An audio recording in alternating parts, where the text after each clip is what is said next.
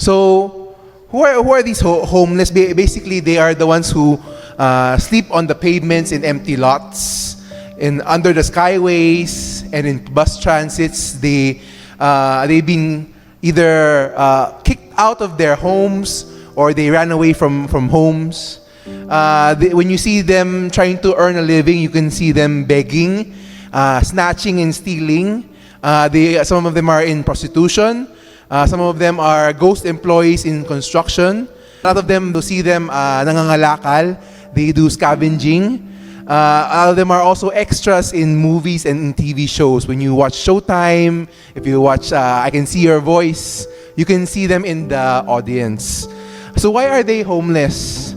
A big factor is that they are unemployed, or in their family there are so many underpaid. They have their personal vices, or sometimes even their parents have vices. There's dysfunction in their family. There's domestic violence. They're being beaten. There are those who have experienced physical and sexual abuse. One of them, a lady, she was raped during when she was 12 years old by her uncle and her cousin. And because of the shame, she was kicked out of her province, kicked out of her family, just because of the shame. So she was already raped, and then she was kicked out of where she lived.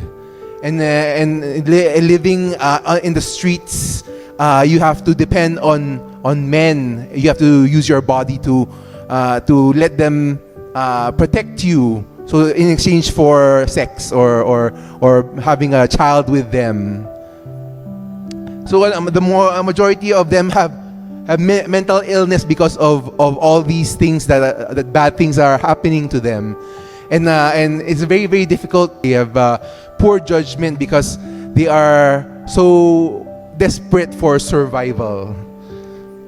In the Philippines, there are 3.1 million of them. This is the highest in the world. 3.1 million people, and 1/3 of these are children. What does our project do? So we want to restore these homeless.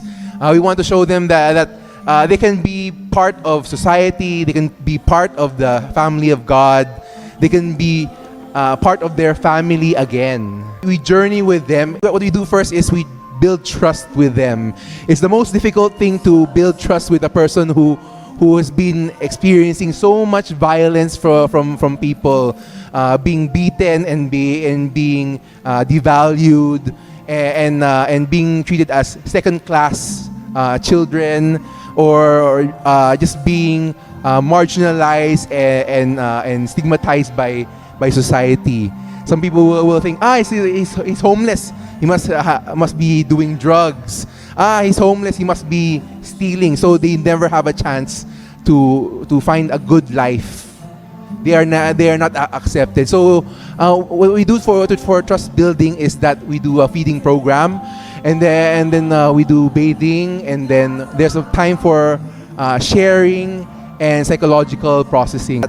The homeless, when they come to us, they see that we want to listen and to understand them.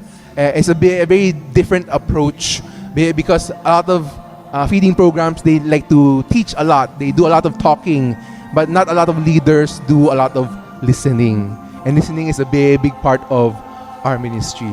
And then when we gain their trust, and we see that they can be transparent with us. They can say to us, "Oh, I'm doing drugs. I am doing this thing in the streets. I am selling my body." All those type of things. We try to find out, can we help them as a church, or can we pass them to another organization that has better facilities? We have one mother who, because of the father of her children, she is dragged down. She cannot, and it's very hard for her to change her life because of her drunkard husband. And then we have 3 that we have with Center for Community Transformation. Even though we pass them to another organization, we still have so much work to be done with them. Like if they run away from the organization because of conflicts, we have to talk to them and counsel them again. There's even one time that one of them was so angry that he beat up someone in the road, and he went back to prison, and you have to visit him in prison and find a way to encourage him and restore him back to Center for Community Transformation. See, a lot of experts will say that, this is a doctorate level type of work, but if you're a doctor, you will not accept like pay that is like nothing. And also, in this ministry, you give to these people, and you're the one who's actually losing.